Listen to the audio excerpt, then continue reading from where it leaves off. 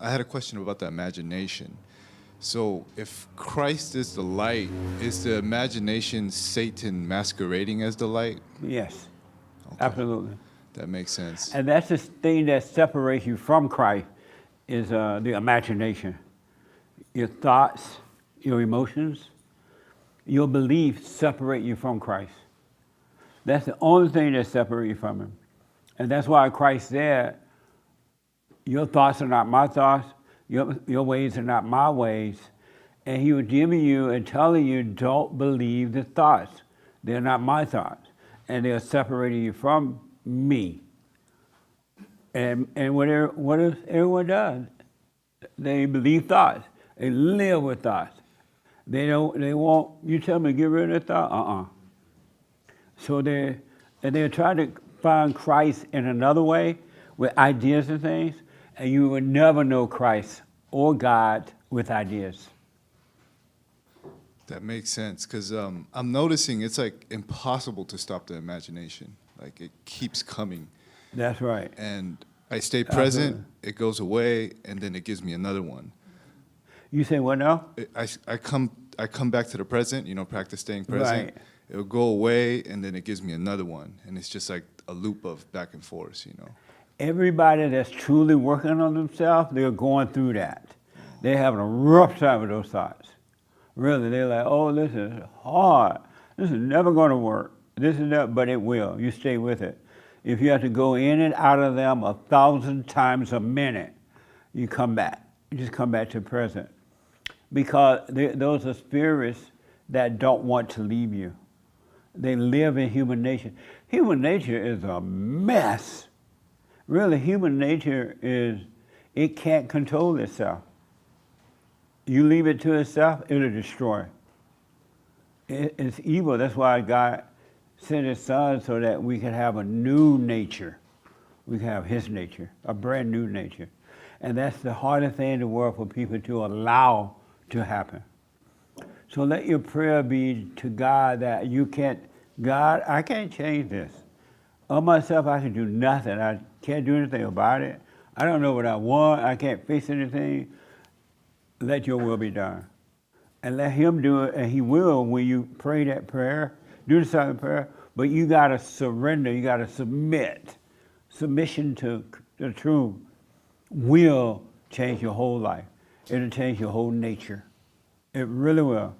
And and don't try to trust the truth. And don't try to have belief in the truth.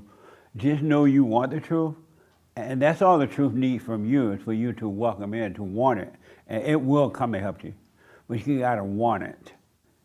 Without any ideas or plan about it. And don't have any idea how this thing work. I tell people you gotta overcome the world, and then they go around, I'm overcoming the world. Oh, no, you're not. Sit down. If you gotta say it, you're not. So just don't have an idea how it's gonna turn out for you. Don't have an idea what it's gonna look like. Because all ideas are keeping you separated from the truth. And to submit to it is just to be aware of it, or? Good question. Yeah. To submit to it, to find heaven, you gotta submit to hell. Meaning, you gotta see hell in you and just go through it. Cry, try not to cry, because when you cry, you're lying. But you got to go through the hell in order to get to heaven. And the way you're going to know you're approaching heaven is that you're going through the hell. Meaning that when you're lonely, when you're angry, when you're jealous, when you're playing sneaky games on people, when you're revengeful, see that hell in you and live with it. Feel the pain of it if you have pain from it, but still don't do anything about it. Submit to it. And then you go through it, and you will go through it when you submit, because you're really submitted to the light, telling the light to take over, and it will destroy it. You got to live with the hell, though. You can't get high, you can't make a phone call when you're down, when you're feeling it. You got to live with it, but you got to see it and stay with it. And that's what it means to submit. Don't fight with it at all. And God hear your cry. He knows that you realize you can't fight it. Only He can do it. All things are done through God, right? He can do all things. Christ can. And He will. This is a journey that most human beings have never taken, and they don't know to take it. Because you've been told that all you got to do is believe in Jesus and read the Bible and the Word. And you read the Bible, and you read the Bible, and nothing happens. And then you start lying. I got faith. And then you cry the next night. And so this is a very interesting journey to take. And you're all fortunate in that you want it, because if you didn't want it, you wouldn't be here. Unless you're trying to sell something. But you want it, so you got to work with it. You got to live with it. You got to really see what's going on inside of you. And when you see it, do nothing about it. And that's the fight. To do nothing about it but take the pain.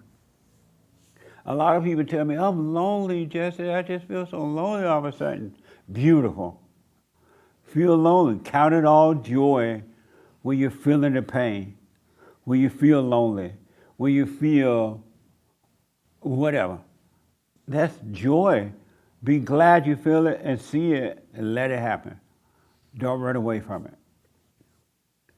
Okay. You gotta live. Do you understand that? That makes sense, yes. And whatever happens to the ego, you gotta let it happen. Somebody don't like you, and you see that they don't like you, right? Okay, good. Let it happen. Don't ask them why you don't like me. Or we used to be friends. We used to be married. Your wife decides after a day of marriage or 100 years of marriage, she decides, I don't want to be with you anymore. I don't want to brand. You don't cater to my emotions. You don't make me feel good. You used to buy me flowers. I'm leaving. Right? When she says that, just say, oh, okay, bye. Goodbye. I don't care if it's been 200 years and 50 children. You say goodbye.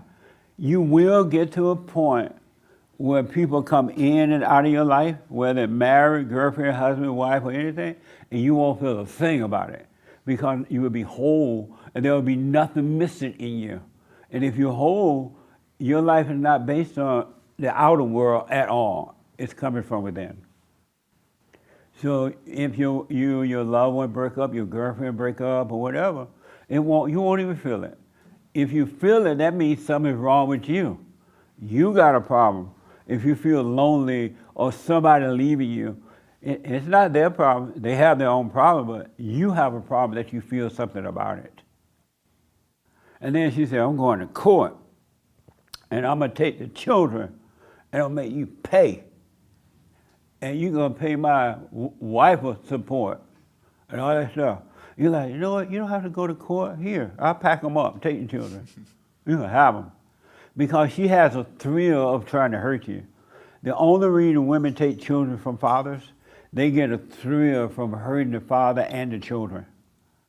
They know it hurt the children to not be with their fathers. And they know that you're going to beg and have to pay up and everything. And you're giving them a thrill when you react to them. No reaction is always the best reaction. It's always. Now, if you like physically somebody trying to hurt you, I'm not talking about that, you better react. Meaning, defend yourself. But spiritually, psychologically, emotionally, spiritually, never react. And that's what evil want you to do. The evil in others and the evil in you want you to react because you give it life when you do it. But when you don't react, it dies. Be still and know God. That's what that means. And He'll help you. Oh man, huh? That's amazing. It's pretty wild. Yeah. I appreciate that. Yeah. And I have one more question. Yeah. So I hear you say the truth works for us 24/7. Yes. I was wondering, how does the truth work for us? Good question. It worked for you with no ideas, with no plan for you. You can't have an idea and don't try to feel the truth working. Don't try to convince yourself it's working. The mere fact that you have admitted that you're evil, you're angry, and you're wrong. The truth sees that, and you are opening up yourself for the truth to come down into you. It's coming down into you because now you've admitted you're wrong, and it changes you without a feeling, without anything. But you will know that it's working. I almost don't want to tell you this, but I will. You're going to see it. You're going to be able to see. You're going to reflect. Well, I remember I used to overreact to that situation. Or I used to overreact when I have a past thought about something that I did or said. It used to scare me when I remember I robbed that bank, or I'm an illegal alien, and I've been here for 20 years, and I think that those people coming. And I used to think that before, and I felt fear when I thought DSA were coming, whatever they are. And now I think about it, I don't even care. I'm not worried. They take me fine, they don't fine. That's when you would know that the truth is working for you. But don't try to know that. It will be shown to you. You literally cannot do anything of yourself. Zero. You got to submit to that. You got to totally submit, feel the pain, feel the thought, and just go about living your life. And it's going to be crazy in a beautiful way that it is working. And the truth is working for you when you're sleeping. You know how people, because of their anger, they have nightmares, they dream, and all kind of mess. The truth is changing that too, because it is keeping you alert even while you're sleeping, and yet you sleep like a baby. You're not falling into a state of unconsciousness when you're sleeping. So it's always working. It works for you at work, it works for you at play, it works for you at the party. You're going to find yourself going to a party sometime, and before you would go to the party, and you hope the party lasts all night, because you're feeling good, you're having fun, you get drunk, you feel, you're grinning up with your friends and stuff. And then when midnight come and they say last call for the alcohol, you become afraid. You're like, I gotta leave? Where am I going? I ain't got nobody at home waiting on me. What am I gonna do now? And you look on Google to see if there's another party going on. Because you don't want to go to be alone. You're afraid to be alone. You don't want to feel that loneliness. Or even if you're married, the party's over and the wife got to go home, she think, I don't want this party to end.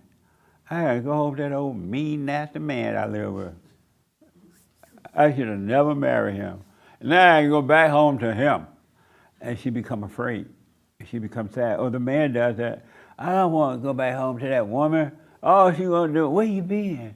What you been at a party? Who you with? And you don't even want to go home to your wife.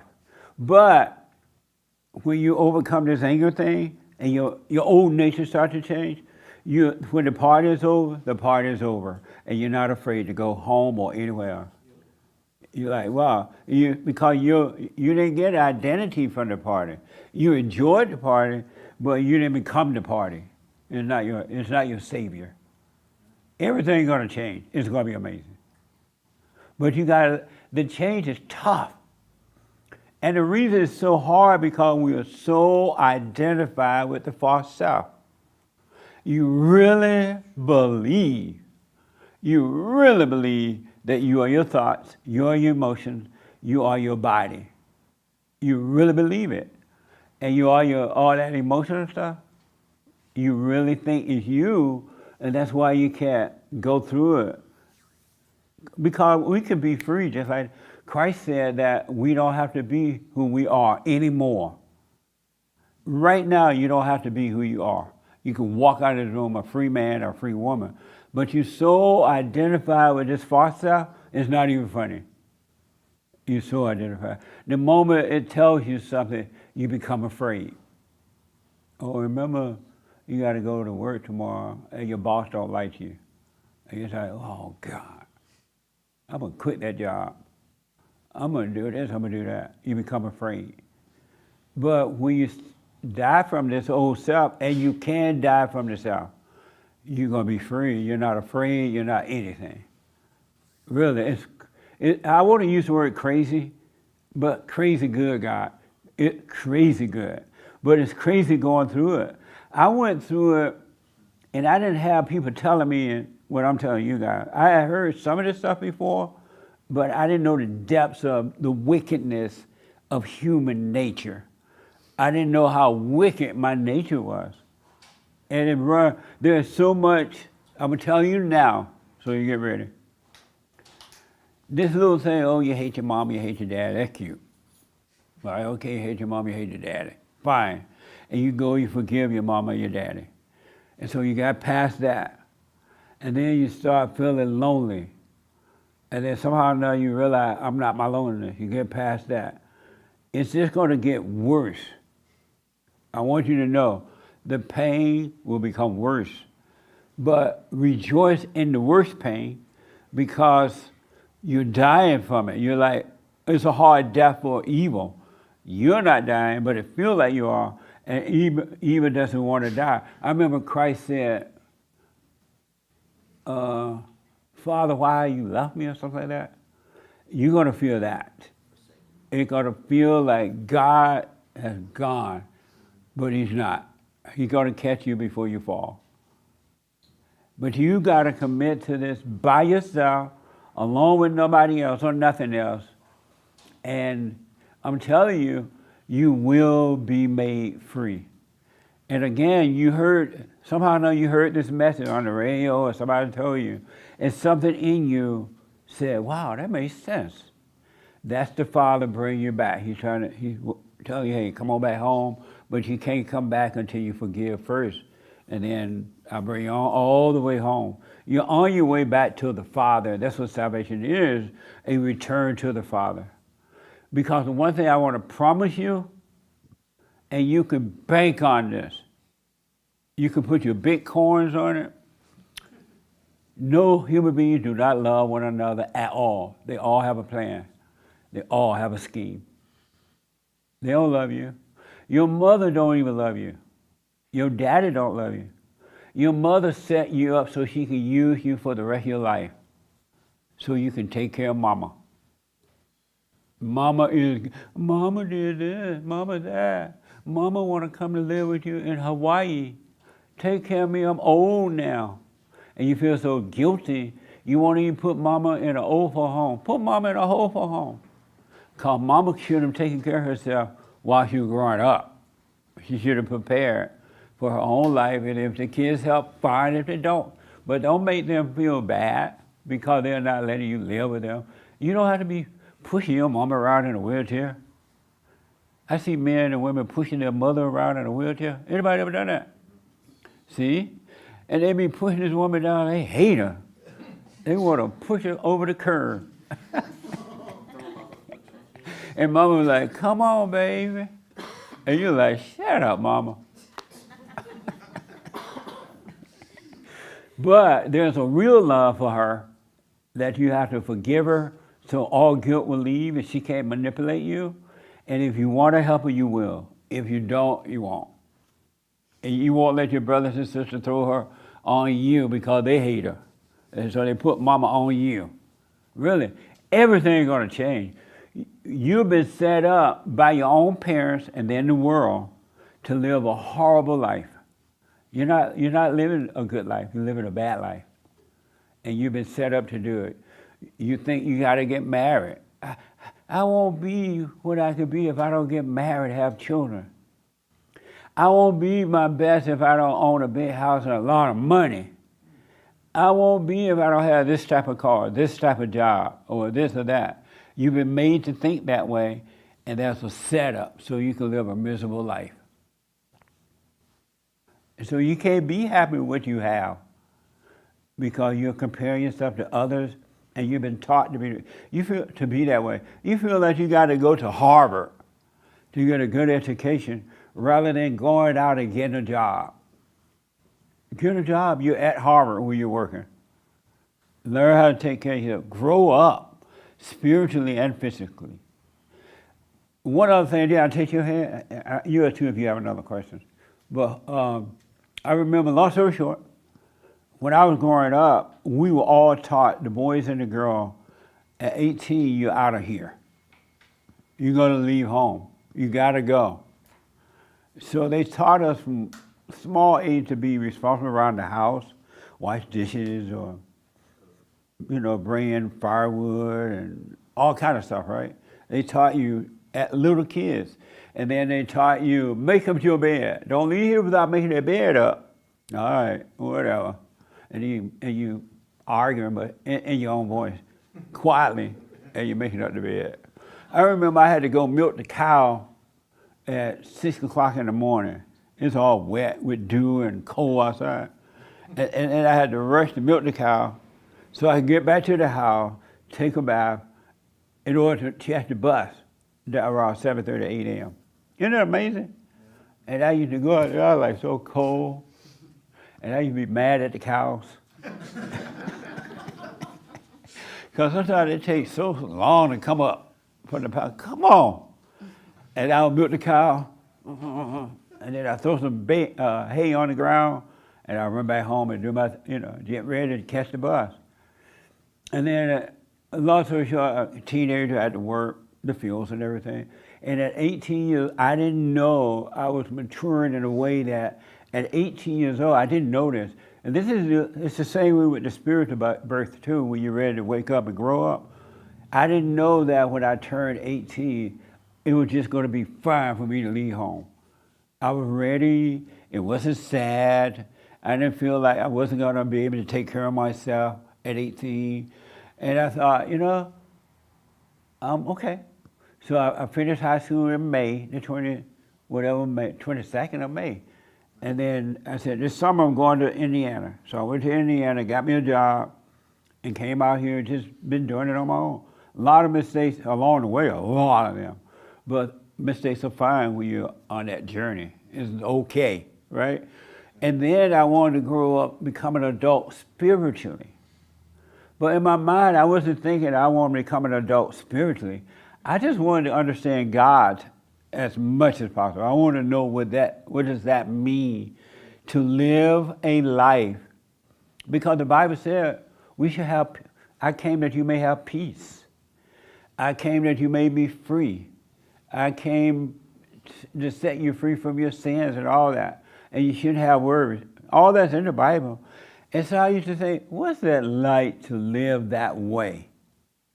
And so I went on this journey. Throughout this thing, I wanted to understand what is it like to live a free life on earth while you're alive. I didn't want to wait till I die. Because most people want to wait till they die, they think it's going to get better, right?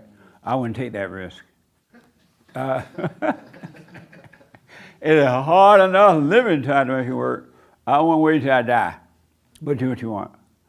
And so I wanted to know, what is it like to know God and to be free, have perfect peace. I'm seeing that very clearly. It's amazing. And it caused me to mature and everything spiritually. And then you hear people talk about, oh, I'm spiritual. Are you a Christian? No, I'm spiritual. What is spiritual? They have no idea. I eat bananas every day. They don't even know what spiritual is. They just said it because Oprah said it. Oprah, oh, spiritual. Everybody's spiritual. But you can have an adult spiritual life too. Just like you can as an adult physical person. When you go out on your own, at some point you got to leave mama house. You got to leave daddy house. You got to go out there and grow up. And you will if you do it. And it's not easy if you're blind, I tell you that. But it's worth it. All right? So I said all that for whatever reason, I don't know. Yes, sir. Oh, so to end it, eventually I'll get to the point where like the movie scenes, the music, and all that's just gonna disappear. Absolutely. And you will remember songs, but they will come and go, and you're not gonna feel like sitting on the dock of the bay anymore. You'll be able to, because God gave us the ability to enjoy music. He wants us to enjoy all things, right? He just doesn't want you to, he encourages you not to get an identity from it. So people have talent. People who make music, that talent was given to them by God. They didn't come up with their own idea to make music. They didn't come up with their ideas how to sing and make it.